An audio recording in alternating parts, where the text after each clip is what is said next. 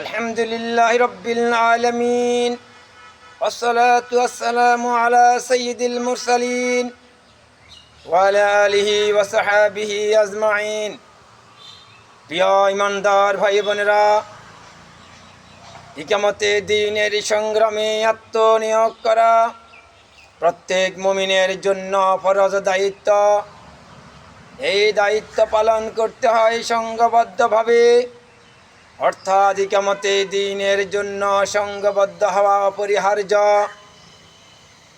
আর যারা ইকামতে দ্বীনের জন্য এগিয়ে আসে তাদেরকে সংঘবদ্ধ করে গঠিত হয় ইসলামী সংগঠন।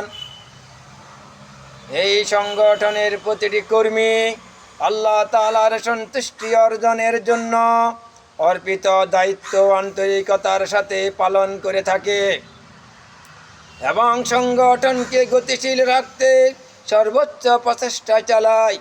কর্মীদের সুসংগঠিত প্রচেষ্টা সংগঠনকে একটি শক্তিতে পরিণত করে।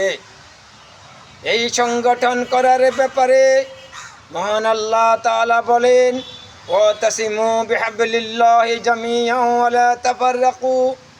তোমরা সংঘবদ্ধভাবে আল্লাহ তাআলার রজ্জুকে আঁকড়ে ধরো এবং পরস্পর বিচ্ছিন্ন হইও না।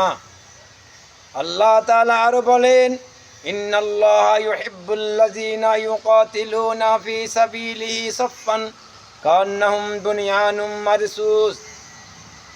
নিশ্চয় আল্লাহ তাআলা তাদেরকেই ভালোবাসেন যারা কাতার বন্দী হয়ে সীসা ঢালা প্রাচীরের ন্যায় আল্লাহ তাআলার পথে সংগ্রাম করে।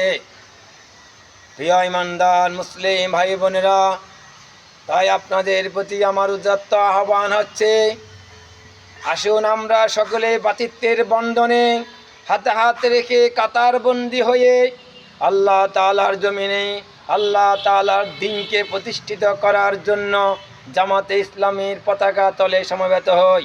আসসালামু আলাইকুম ওয়া রাহমাতুল্লাহ।